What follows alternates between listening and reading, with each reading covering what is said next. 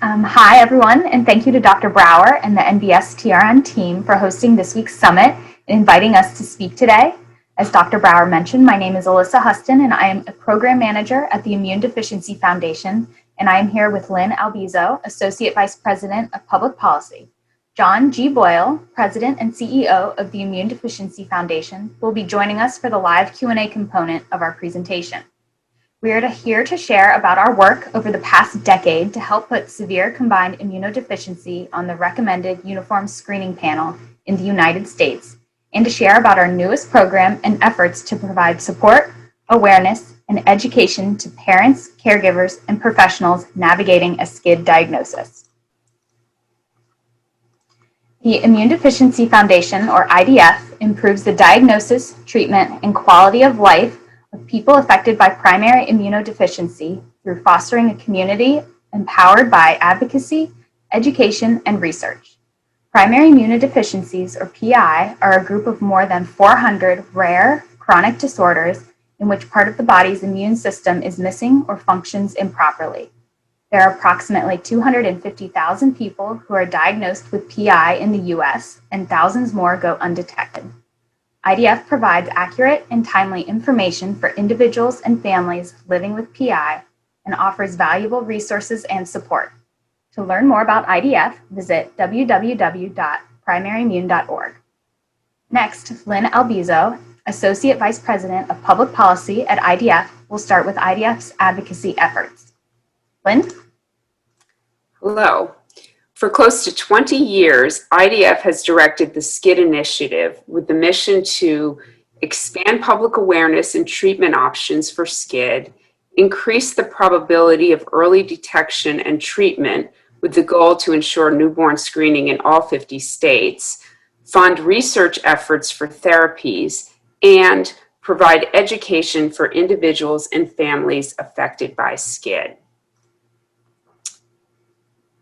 Beginning in 2003, when the Advisory Committee on Heritable Disorders in Newborns and Children was established, IDF has advocated for SCID screening by presenting testimony, submitting letters, and engaging in grassroots activities. In 2009, IDF completed the first national survey of parents of children with SCID, which found SCID babies tested at birth are much more likely to survive than those identified later.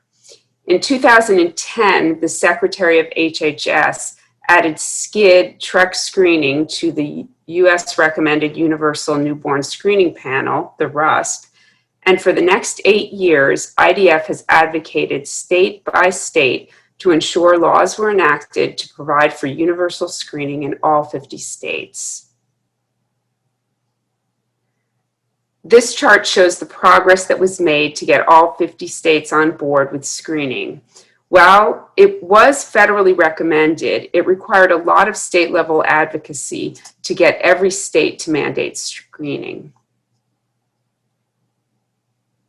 As of December 10th, 2018, all 50 states, Puerto Rico, and Washington, D.C. have laws providing for universal newborn screening. Now that there are SCID screening laws in all 50 states, IDF newborn screening advocacy has shifted to supporting Newborn Screening Saves Lives Act reauthorization, which supports funding for newborn screening and research on new conditions. Second, identifying barriers to full implementation of screening, including babies born in rural hospitals, in birthing centers, or at home with midwives.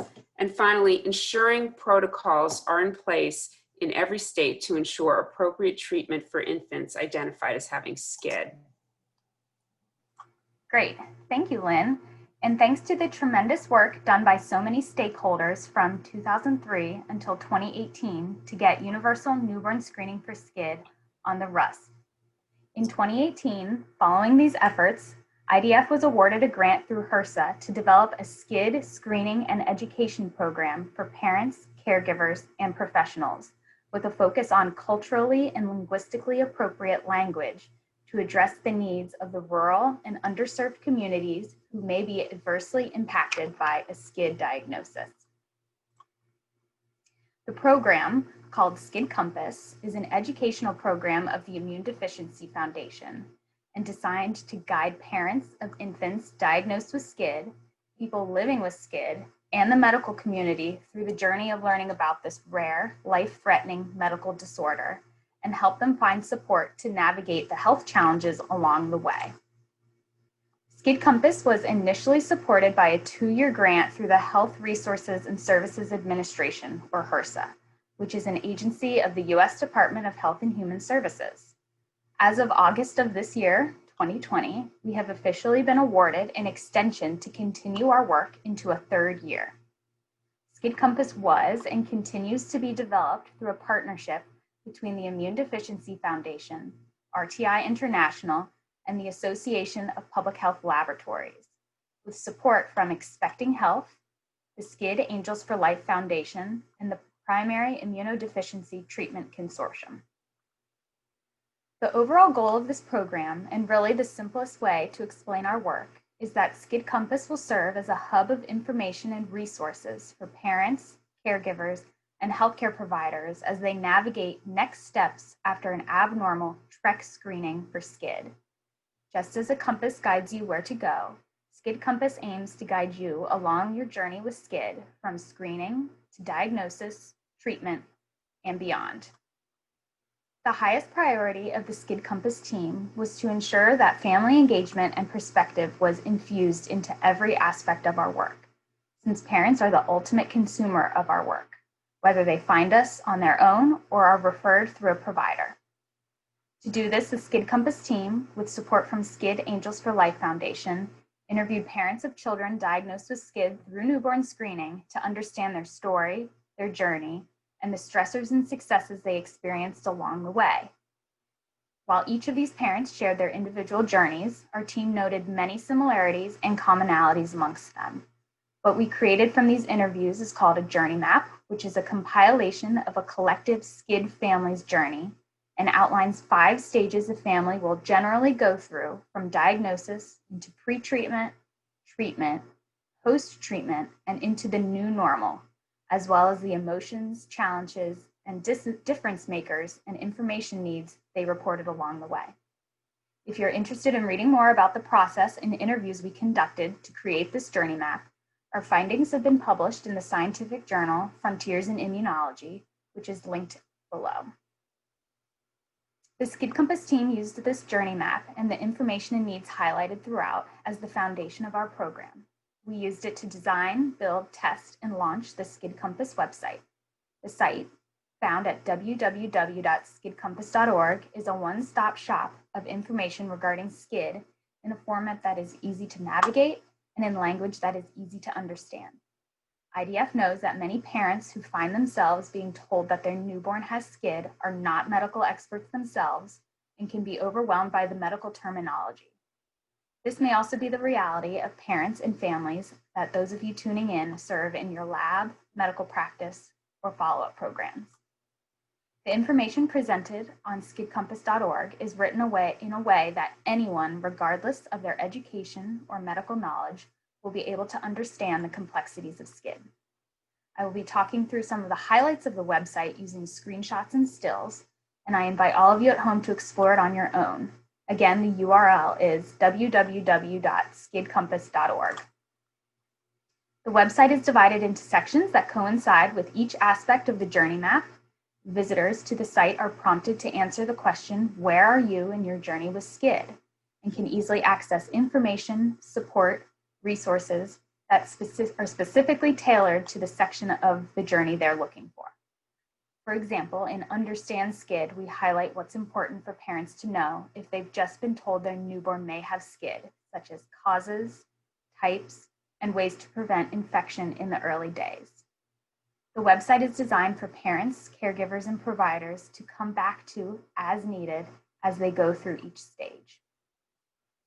Throughout the website, you will find resources, information, and videos covering everything a parent maybe has wanted to ask, but wasn't sure how or who to ask. Maybe some of these are questions that parents have asked you all as healthcare professionals, such as tips for staying in the hospital, how to prepare the home to return to after treatment, how to advocate for your child, mental health considerations, and financial and insurance support. Many of these resources can be downloaded and printed to keep on hand or give to others. As with any medical condition, there's a lot of great information scattered all over the internet about SCID. We've compiled many of these links on the SCID Compass website so parents can easily find support groups or additional organizations that provide information on SCID, such as the NIH, SCID Angels for Life Foundation, Baby's First Test, New Steps, and the PIDTC. We also have a regularly updated blog. Some recent blog posts have been about clinical trials as an option for some forms of SCID, the importance of long-term follow-up for SCID, and information on upcoming events, such as lunch and learn opportunities. You'll also find related videos from past IDF national conference sessions on SCID, as well as advocacy videos from our efforts to achieve universal newborn screening for SCID. We will be able to link to these during our Q&A portion of this presentation. On the topic of newborn screening, many of you participating in this summit today are experts in the newborn screening field and know that today, nearly all children diagnosed with SCID are diagnosed in infancy through newborn screening. Oftentimes, parents don't even realize that the newborn screening test is happening or has happened until they get a call that something is abnormal. To help parents learn about newborn screening, SCID Compass has information about newborn screening for SCID and newborn screening more generally, as well as the history of universal screening for SCID that Lynn covered earlier. The highest needs that parents have reported to us was a desire to learn from or read about actual families who have been through a SCID diagnosis and treatment before. To meet this need, the SCID Compass website includes interviews with parents who have had a child diagnosed with SCID. Each section of the journey includes a question and answer with a parent and their experiences throughout that specific stage in their journey. Parents profiled are scattered across the US, have children with different types of SCID, and were treated at various centers across the US. To continue connecting families to one another, this spring and summer, the SCID Compass team piloted a virtual support group for parents of children diagnosed with SCID. This small group meets monthly to discuss topics that are of importance, including coping with isolation, considerations for finding childcare, and family planning. We plan to contract with a licensed professional counselor this fall and open this group up to the SCID community. We would welcome referrals from state follow-up programs to welcome new families who are interested. Learn about IDF's successful decade-long campaign for universal SCID newborn screening across the country, as well as IDF's current work to ensure that every family facing a SCID diagnosis has access to the resources, care, and support they need and deserve through this video, SCID Newborn Screening, Leading the Way and Navigating the Future.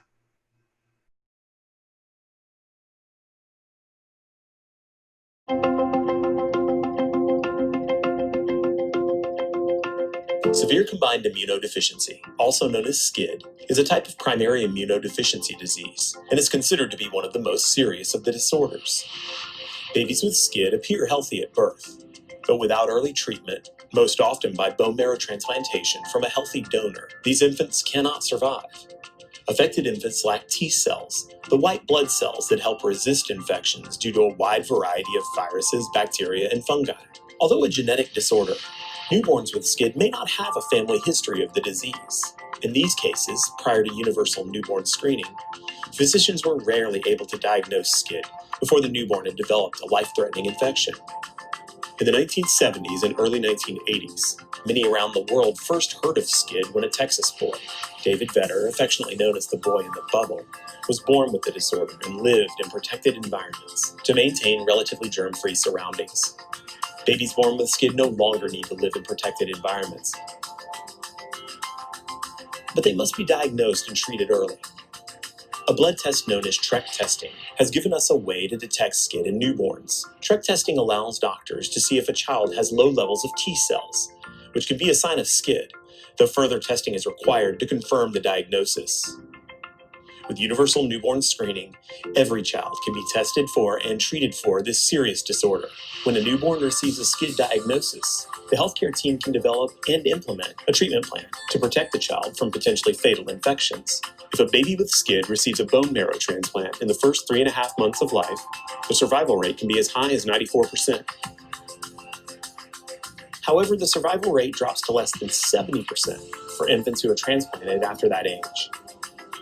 The main causes for the drop in survival rate are serious infections babies with SCID develop prior to transplantation. That's why the Immune Deficiency Foundation has advocated for universal newborn screening for SCID across the country for more than a decade. Wisconsin became the first state to screen for SCID in 2008, and every year since then, new states have joined in implementing this life-saving screening. In 2010, thanks to IDF advocacy, supported by members of the medical community and families affected by SCID, the federal government added SCID to the recommended uniform screening panel, sending a message to every state that every child deserves a chance at a healthy life.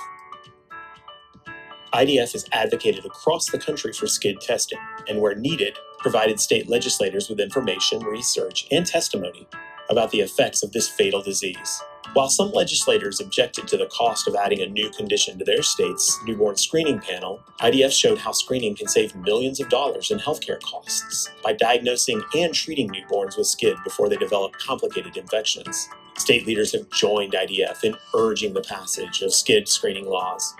IDF has also worked with grassroots organizations like the SCID Angels for Life Foundation, the Jeffrey Modell Foundation, and March of Dimes to unite the SCID community to advocate on these issues. Doctors who pioneered the diagnosis and treatment of SCID have helped explain to lawmakers how procedures like TREC testing work and how they should be expanded. Volunteers and families of those with SCID have also shared their personal stories of struggle with their child's condition. This entire community came together for events organized by IDF in many states. Today, every state in the country is screening for SCID.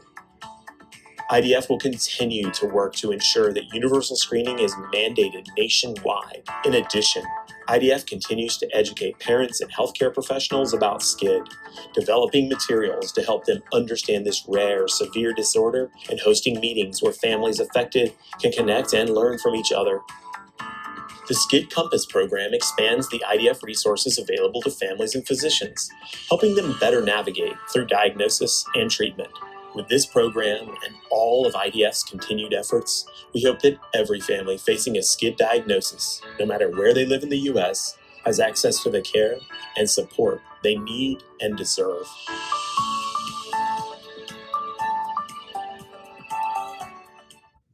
Thank you for tuning in today to learn about the Immune Deficiency Foundation's efforts to support universal screening for SCID in the United States and SCID Compass, IDF's program to support parents and caregivers of children with SCID. We are fortunate to have the support of the NBSTRN in making this program a reality. SCID Compass is continuing to grow and evolve into our third year of funding, and we are excited to continue supporting the needs of parents, caregivers, and providers as they navigate SCID in the U.S. Thank you again, and if you'd like to get in touch with our team, you're welcome to email us directly at scidcompass@primaryimmune.org, as you see on your screen. I will now be joined by John G. Boyle, President and CEO of the Immune Deficiency Foundation, and Lynn Albizo, Associate Vice President of Public Policy, for the live question and answer portion. We look forward to seeing you and answering your questions. Thank you.